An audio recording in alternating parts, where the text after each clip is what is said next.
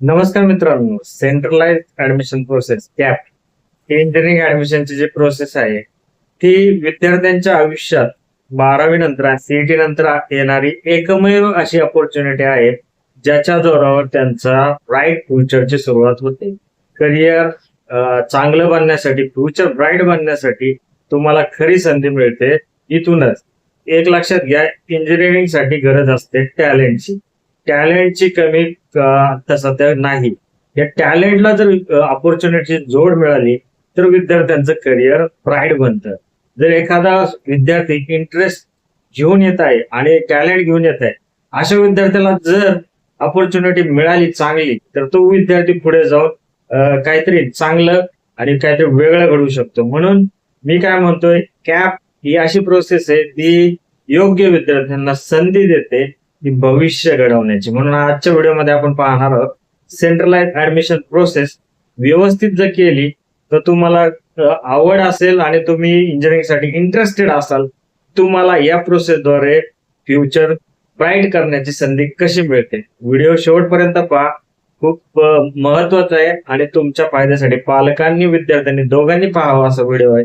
कारण नीट समजून घ्या, सीईटी यावेळेस 2 अटेम्प्ट झाले. पहिला अटेम्प्ट एक आणि दुसरा एक अटेम्प्ट. दोन्ही अटेम्प्ट विद्यार्थ्यांना एक संधी देण्याचा प्रयत्न करण्यात आला, ज्याच्यामध्ये विद्यार्थ्यांना पूर्णपणे चान्स मिळाला, ज्याच्यामध्ये ते जास्तीत जास्त चांगल्या प्रकारचं कॉलेज आणि ब्रांच मिळवण्याचा प्रयत्न करतील. आता सेंट्रलाइज ऍडमिशन प्रोसेस मध्ये जर पर्सेंटाईल ज्याला चांगले आहे त्यांना आता खूप चांगली संधी मिळालेली आहे की चांगले कॉलेज मिळवण्याचे. त्याच्याबरोबर ज्यांना त्याच्या खालोखाल मार्क्स मिळत गेले, समजा 95 असेल, 90 असेल, 85 असेल, 80 असेल, असे वेगवेगळ्या रेंज मधले विद्यार्थी असतील, सगळ्यांना एक चान्स आहे सेंट्रलाइज ऍडमिशन प्रोसेस मधून जाण्याचा आणि त्याच्या थ्रू आपल्याला बेस्ट कॉलेज आणि बेस्ट ब्रांच मिळवण्याचा. तर या 2 गोष्टी आहेत की तुम्हाला तुमची चॉईस, तुमचं सिलेक्शन, तुमची कॉलेजची निवड, प्रेफरन्स, या सगळ्यामधून मिळणार आहे तुमचं ब्राईट फ्युचर. आता ब्राईट फ्युचर कसं होणार आहे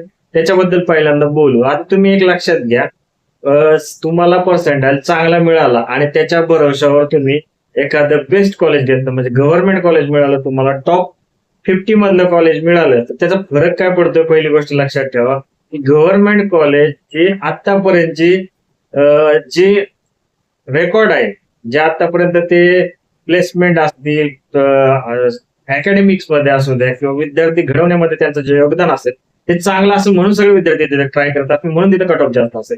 हेच कारण आहे की विद्यार्थी त्याच्यामध्ये जाऊन पुढे आपलं फ्युचर घडवत आहे. मग एक लक्षात ठेवा, कल्चर, एक चांगलं वातावरण असेल, हे सगळं कुठे भेटणार आहे, त्या कॉलेजमध्ये भेटत आहेत. म्हणून सगळे विद्यार्थी त्या कॉलेजला ट्राय करतात, म्हणून त्यांना कट ऑफ पडत नाही. म्हणून पहिली संधी विद्यार्थ्यांना अशा कॉलेजमध्ये ऍडमिशन घेण्याची आहे. त्या ऍडमिशन घेतल्यानंतर आपल्या 4 वर्षाच्या इंजिनिअरिंग करिअर नंतर आपलं एक चांगलं फ्युचर घडवण्याची, ज्याच्यामध्ये तुमच्याकडे फायनान्शियल स्टॅबिलिटी असेल, त्याच्याबरोबर इंजिनिअरिंग नॉलेज असेल, इंजिनिअरिंग नॉलेजचं तुम्ही इन्व्हेन्शन, त्याच्याबरोबर करिअर मधलं जे काही तुम्हाला अचीव्ह करता येईल ते सगळं तुम्ही एका चांगल्या कॉलेजमधून पास आउट होऊन करू शकता. जर तुम्हाला चांगलं कॉलेज मिळालं नाही आणि जर तुम्ही त्याच्यानंतरच्या कॉलेजला गेले तर तुमचे थोडेफार चान्सेस त्या नंतरच्या कॉलेजमध्ये कमी झालेले असतील. त्याच्यामध्ये काय फरक पडतो, 99% सीईटीला मिळवणाऱ्या विद्यार्थ्यांनी तेवढी मेहनत केलेली असते. आणि कट ऑफ काय डिसाईड करतो हे लक्षात घ्या. समजा एखाद्या कॉलेजचं कट ऑफ 99 अबोव आहे, याचा अर्थ काय होतो, इथे सगळे 99 अबोवचे विद्यार्थी आलेले, त्यांच्या लोएस्ट ब्रँचचा कट ऑफ पण 98 जर असेल तर 98 कट ऑफ असणाऱ्या विद्यार्थ्या म्हणजे ब्रांचला ही 98 वाला सीईटी विद्यार्थी तिथं अप्लाय करतो. म्हणजे काही कॉलेजमध्ये 90% वाला विद्यार्थी सीएस घेतोय, तर इकडे 98% वाला मेकॅनिकल किंवा सीएस घेतो. का? आता ते कॉलेजची गुणवत्ता पाहून. म्हणून विचार करा, एक लाईफ टाइम अपॉर्च्युनिटी आहे जिथे तुम्हाला डिसाईड करायचं 95%ला सीएस घ्यायचंय का 95%ला एखाद्या चांगल्या कॉलेजमध्ये जाऊन ब्रांच सॅक्रिफाईस करून ते कॉलेज घ्यायचंय. कारण अपॉर्च्युनिटी खूप महत्वाची ठरत आहे. आता हे झाले कम्पॅरिझन की कोणत्या कॉलेजमध्ये काय. लक्षात घ्या, अपॉर्च्युनिटी का म्हणतोय, का संधी मिळते ब्राईट फ्युचर निर्माण करण्याची. तुम्ही एक लक्षात घ्या, तुम्ही जशा वातावरणात जाताल तसे होताल. एका समजा आपण म्हणतो एखाद्या टियर 2च्या टियर 3च्या नवख्या कॉलेजमधून शिकलेला विद्यार्थी ही चांगली प्रगती करू शकतो, पण त्याला त्याच्यासाठी लागणारं वातावरण मिळतंय का. तो इतर विद्यार्थ्यां जे प्रवाहाच्या बरोबर चाललंय त्या प्रवाहाच्या विरुद्ध दिशेने जाऊन प्रगती करू शकतो का, हा एक सगळ्यात महत्वाचा प्रश्न आहे. म्हणून विद्यार्थ्यांनी एक लक्षात घ्यावं लागेल की जर तुम्ही तुमच्यासारखे विद्यार्थी जिथं आहेत तिथे जर ऍडमिशन घेतलं तर तुम्हाला ते कॉम्पिटिटिव्ह स्पिरिट पण मिळेल, तर पुढे जाऊन तुमची प्रगती होईल. त्याचबरोबर तुम्हाला मिळतात चांगले फॅकल्टी, चांगलं फॅसिलिटीज, कॅम्पस, त्याच्यानंतर जे टेक्निकल एन्व्हायरमेंट म्हणतोय ते मिळालं पाहिजे ज्याच्यातून तुमचे उद्याचं करिअर घडणार आहे. म्हणून इंजिनिअरिंगसाठी ही गोष्ट खूप महत्वाची. पहिली गोष्ट टॅलेंट असणं, दुसरी गोष्ट ऑपॉर्च्युनिटी मिळणं, तिसरी गोष्ट हार्डवर्क करणं. या 3 गोष्टी तुमच्याकडे असेल तर करिअर ब्राईट होतं. आता समजा आपण त्याच्या अपोजिट बघू, एखाद्या विद्यार्थ्याला एखादं सामान्य कॉलेज मिळालं, त्याने हार्डवर्क पण केलं नाही आणि तिसरी गोष्ट त्याला ऑपॉर्च्युनिटी मिळाल्या नाही, तर स्ट्रगल किती मोठा असू शकतो हे एक विचार करून बघा. मी आता गेले कितीतरी वर्ष पुण्यामध्ये वेगवेगळ्या कॉलेजमध्ये जातोय, पाहतोय, प्रत्येकाची इन्फ्रास्ट्रक्चर, त्याच्याबरोबर फॅसिलिटीज आणि सगळ्या गोष्टी, तिथले फॅकल्टीज असतील, त्याच्यामध्ये फरक दिसून येतो आणि त्याचा फरक डायरेक्टली जाणवतो. आता जे कॉलेज आहेत त्यांचा 90 अबोव कट ऑफ आहे, 95 अबोव कट ऑफ आहे, त्यांनी त्यांची क्वालिटी असते, विद्यार्थी ती क्वालिटी जपत आहे. ते त्याच्यासाठी सेल्फ मोटिवेटेड विद्यार्थी म्हणतो ना आपण, त्याच्यामुळे त्यांना तसे फॅकल्टी पण मिळत आहेत, तसे ऑपॉर्च्युनिटी पण मिळत आहेत आणि त्याच्यामुळे त्यांना करिअर घडवण्यास मदत होत आहे. म्हणून विद्यार्थ्यांनी काय करायला पाहिजे की पहिला फोकस हा त्या एन्व्हायरमेंटला दिला पाहिजे आणि अशा कॉलेजला दिलेला पाहिजे.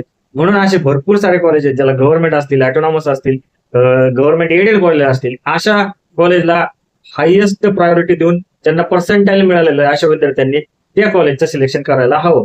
त्याच्यानंतर सेकंड गोष्ट येते ज्यांना त्याच्यानंतरचं कॉलेज मिळालेलं आहे. आता इथं आपल्याला क्लासिफिकेशन करता आलं पाहिजे की 90 अबोवचे कॉलेज म्हणजे 90 to 98 पर्यंतचे जे कॉलेज असतील याच्यामधले आपण CS किंवा मेकॅनिकल कोणती ब्रांच घेऊन आपण बेटर चॉईस करतोय लक्षात घ्या. जर तुम्हाला उदाहरण द्यायचं म्हणलं तर पुण्यातील आता जे काही टॉपचे कॉलेज आहेत त्याच्यामध्ये जर तुम्हाला कोणती ब्रांच निवडून फायदा होतोय आणि समजा तुमचं इंटरेस्ट पण त्या रिलेटेड असेल, या 2 गोष्टी तुम्ही कम्पॅरिझन करून बघा. पहिली गोष्ट काय तर तुमचा इंटरेस्ट आणि दुसरी गोष्ट तुमचे हायएस्ट चान्सेस, तुम्हाला ऑपॉर्च्युनिटी कोणत्या ठिकाणी जाऊन जास्त मिळणार आहे याचा विचार करा.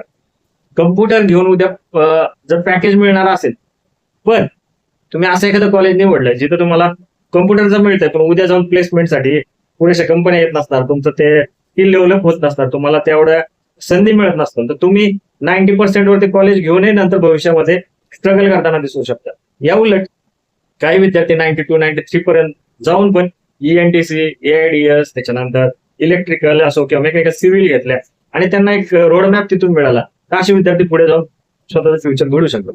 म्हणून कॅप ऍडमिशन प्रोसेस ही तुम्हाला आहे ना एक ऑपॉर्च्युनिटी देणार आहे ज्याच्यामध्ये तुम्ही बेस्ट कॉलेज निवडू शकता, बेस्ट ब्रांच निवडू शकता. बेस्ट कॉलेज हे तुमच्या फ्युचरसाठी एकदम महत्वाची गोष्ट आहे. त्याचबरोबर एक लक्षात ठेवा, कॅप ऍडमिशन प्रोसेस मध्ये काही चुका करतात विद्यार्थी, त्या करू नका, म्हणजे तुम्हाला या बेस्ट ब्रांच आणि बेस्ट कॉलेज मिळवण्यात अडचण येणार नाही. जसं की पहिली चूक काय आहे की तुम्ही कॉलेजची यादी काढताना सगळ्यांना आता टॉप कॉलेज टॉप ब्रांचेस माहिती आहे, हे आता आतापर्यंत सगळेजण अभ्यास करतात, सगळ्यांना ट्रेंड काय चालू आहे ते पण माहिती आहे. पण टॉप कॉलेजमध्ये जाताना टॉप ब्रांच निवडताना आपल्याला काय करायला पाहिजे याच्यासाठी पहिली गोष्ट आपलं पर्सेंटाईल, आपली कॅटेगरी, आपले आपण कोणत्या रिजन मध्ये येतो, या सगळ्या गोष्टीचा अभ्यास करून लिस्ट एक बनवली पाहिजे, ज्याच्यामध्ये ट्राय असं करा की तुमच्या लिस्टमध्ये सगळे चांगले कॉलेज असले पाहिजे. तुम्ही समजा 90% पाडलेले आहेत ना, तर 90%च्या अबोवचे आणि 90% आसपासचे सगळे कॉलेज तुमच्या लिस्टमध्ये येऊ द्या, म्हणजे तुम्हाला चान्स अशा कॉलेजचं मिळेल. त्याच्यानंतर मग थोडेसे 10 ते 20 कॉलेज असे ठेवा की जे तुम्हाला नंतर मिळतील, म्हणजे जिथं गेल्यानंतरही तुम्हाला काही पश्चाताप होणार नाही, अशा कॉलेजची नावं तिथे ठेवा. आता पहिली गोष्ट असं केलं तर समजा मला ऍडमिशनच मिळणार नाही, आज ज्या विद्यार्थ्यांना पर्सेंटाईल चांगले त्यांना कोणतीही अडचण येणार नाही.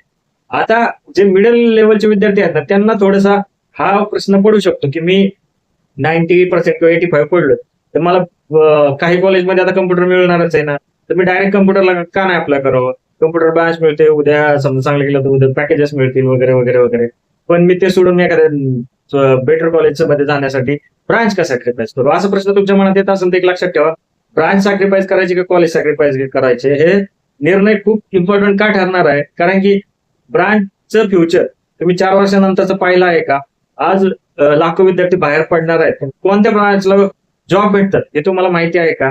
त्याच्याबरोबर कम्प्युटर ब्रांचवाले सगळे विद्यार्थी प्लेस होत आहेत का आणि त्यांना लगेच जॉब मिळतात का, ह्याचा एकदा विचार करा. AI चे किती जणांना जॉब मिळालेले आहेत. ईएनटीसी ब्रांच मधून मिळणाऱ्या विद्यार्थ्यांना बाहेर जाऊन कोरमध्ये जॉब आहेत का, आयटी मध्ये जॉब आहेत का, अशा प्रत्येकाचा जर तुम्ही अभ्यास केला तर तुम्हाला याचं उत्तर नक्की मिळेल. सिव्हिल मेकॅनिकल सारखे ब्रांचेस मध्ये जे सिव्हिल मधून बरेचसे जण स्वतःचा व्यवसाय करतायत, त्याच्यानंतर गव्हर्नमेंटच्या एक्झाम देतात, इलेक्ट्रिकलचे स्टुडंट एक्झाम देत आहेत. मग तुमचं एक काय म्हणतात गोल फिक्स करा. तुम्हाला ब्रांच निवडताना या गोष्टी लक्षात आल्या पाहिजे की कॅप ऍडमिशन प्रोसेस मध्ये आपल्याला एक संधी आहे. आपण तुम्ही 300 ऑप्शन दिले, ज्याच्यामध्ये 5 कॉलेजच्या 5 ब्रांच जरी टाकल्या तरी तुम्हाला कुठेतरी एका ऑप्शनला जाऊन थांबायचं आहे. पण तो ऑप्शन तुमचं फ्युचर ठरणार आहे. म्हणजे अमुक कॉलेजचे अमुक ब्रांच हे तुमचं पूर्ण लाईफ टाइमचं फ्युचर असणार आहे. त्याच्यामध्ये तुम्ही त्या ब्रांचला रिप्रेझेंट करणार आणि उद्या त्या कॉलेजमधून मिळणाऱ्या ऑपॉर्च्युनिटीवर तुमचं करिअर घडणार आहे. म्हणून कोण कुठे जाते, कोणाची लिस्ट कशी आहे, कोणाचं काय आहे, त्याला किती पर्सेंटाइल आहे, या सगळ्याची कंपॅरिझन करत बसण्यापेक्षा हे लक्षात ठेवा की माझ्या नावापुढे कोणती ब्रांच आणि कोणतं कॉलेज लागलं पाहिजे हे कोणीही दुसरं डिसाईड करू शकत नाही. हे डिसाईड करणारे फक्त तुम्ही तुमचं ऑप्शन फॉर्म, तुमची कॉलेज लिस्ट, त्याच्यानंतर तुमचा असणारी आवड, तुम्ही सगळं केलेलं सिलेक्शन, प्रेफरन्स, या सगळ्यामधून तुमचा जो काही शेवटचा कॅप राऊंड नंतरचा रिझल्ट आहे तो येणार आहे, ज्याच्यामध्ये तुमची ब्रांच आणि कॉलेज सिलेक्ट होणार आहे. चांगलं कॉलेज मिळालं नाही, चांगली ब्रांच मिळाली नाही, याच्यासाठी नंतर वाट बघण्यात काय अडचण नाही. त्याच्यामुळे सुरुवातीला काय करायला पाहिजे,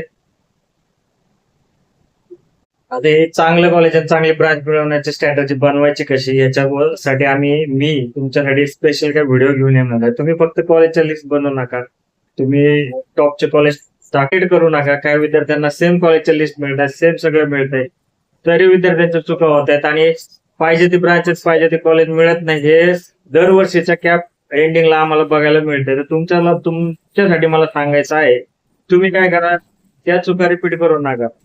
जाताना एक विचार करा की ऑलवेज गो फॉर बेटर आणि बेस्टच मिळालं पाहिजे. ह्यासाठी प्रयत्न केले तरच तुम्हाला कॉलेज मिळणार आहे. त्याच्यासाठी योग्य स्ट्रॅटेजी, योग्य प्लॅनिंग, योग्य लिस्ट, हे सगळ्या गोष्टी महत्वाच्या ठरणार आहेत. आतापर्यंत तुम्ही स्ट्रॅटेजी बद्दल खूप सारे व्हिडिओ पाहत असताल, तर मला सांगायचं एक आहे की तुम्ही स्ट्रॅटेजी, प्लॅनिंग नंतर तुम्हाला ज्यावेळेस तुम्ही जॉब शोधायला जातात, प्लेसमेंटसाठी जातात, तुम्हाला सगळ्या विद्यार्थ्यांपेक्षा डिफरंट किंवा वेगळं काय बनवणार आहेत, ते तुमचं कॉलेज आणि तुमची ब्रांच. तुम्ही कुठून डिग्री करली, कोणत्या युनिव्हर्सिटीतून केली, कोणत्या म्हणजे कंडिशन मध्ये केली, कॉलेज कसं होतं, ब्रांच टॉपची होती का, त्याच्यानंतर काय गोष्टी होत्या ज्या तुम्ही करताना, प्रोजेक्ट कसे केले, इंटर्नशिप कशी केली, या सगळ्या गोष्टी तुम्हाला नंतर फायदेशीर ठरणार आहेत. त्याच्यामुळे आजचा एक निर्णय ना तुम्हाला फ्युचरमध्ये कामाला येणार आहे. त्यामुळे काय करा, कॉलेज निवडताना कॅप ऍडमिशन प्रोसेस जी 1 ते 2 महिने चालला होता इथून पुढे, ती जरा सिरियसली घ्या आणि एक टार्गेट ठेवा. आज इंजिनिअरिंग ऍडमिशन प्रोसेसच्या तुम्ही सुरुवातीला रजिस्ट्रेशन, व्हेरिफिकेशन केलेलं असेल, या अशा कंडिशन मध्ये फक्त या 2 महिन्याचं एक टार्गेट ठेवा की मी ज्यावेळेस ऍडमिशन प्रोसेस संपेल त्यावेळेस माझ्या समोर असं एक कॉलेज असेल, अशी एक ब्रांच असेल की जी मला माझं 4 वर्षाचं करिअर, त्याच्यानंतर त्याच्या पुढचं फ्युचर, हे सगळं चांगल्या प्रकारे असेल आणि त्याच्यावरच माझं फ्युचर घडणार आहे. म्हणून याच्यामध्ये कोणताही हलगर्जीपणा करू नका, व्यवस्थित योग्य प्रकारे मार्गदर्शन घ्या, लिस्ट चांगली बनवा. भविष्य किंवा अंदाजे नशिबाच्या भरोश्यावर तुम्ही कोणतेही फॉर्म भरू नका, कोणाची लिस्ट कॉपी करू नका. त्याचबरोबर एक लक्षात ठेवा, तुम्हाला माहिती आहे म्हणून घ्या, कोणी सांगते म्हणून घेऊ नका. ही ब्रांच चांगली म्हणून घ्या, कोणते कॉलेज चांगले म्हणून घ्या, असं काही नाहीये. प्रत्येक वर्षी काही ना काही चेंजेस घडत असतात, हे लक्षात ठेवा. इंजिनिअरिंग ऍडमिशनचा विचार झाल्यापासून ते करेपर्यंत एकच टार्गेट असलं पाहिजे, बेस्ट ब्रांच आणि बेस्ट कॉलेज. ते तुम्हाला एकदा मिळालं की तुमचा पुढचा प्रवास चांगला होत जातो, कारण तुम्हाला तुमचे मित्र मिळत जातात, तुमच्या पर्सेंटाइल सारखे सेम असणारे विद्यार्थी मिळत जातात, ज्याचं काय म्हणतात टार्गेट आणि ध्येय सेम असतं. असे विद्यार्थी मिळत गेल्यानंतर तुमचं एक ग्रुप तयार होत जातो, प्रोजेक्ट येत जातात, इंटर्नशिप बनत जातात आणि अशाच ग्रुपमधून पुढे जाऊन तुम्हाला काहीतरी ऑपॉर्च्युनिटी मिळत जातात. म्हणून आजच्या व्हिडिओमधून सांगायचे काय, टार्गेट एकच राहील, बेस्ट कॉलेज आणि बेस्ट ब्रांच. आजचा व्हिडिओ जर आवडला असेल तर तुम्ही माझ्या चॅनलला फॉलो करा, सबस्क्राईब करा, की मी यापुढे तुम्हाला अशी स्ट्रॅटेजी सांगणार आहे की प्रत्येकाला त्याच्या पर्सेंटाइल, त्याच्या कॅटेगरी, त्याच्या जे काय आहे त्याच्याकडे आता त्याच्यानुसार बेस्ट कॉलेज आणि बेस्ट ब्रांच कशी मिळेल. कारण की तुम्हाला ऍडमिशनचा निर्णय चुकला असं कधीच वाटू नये, हाच आमचा उद्देश आहे. सो व्हिडिओ आवडल्यास लाईक नक्की करा, चॅनलला सबस्क्राईब करा. धन्यवाद.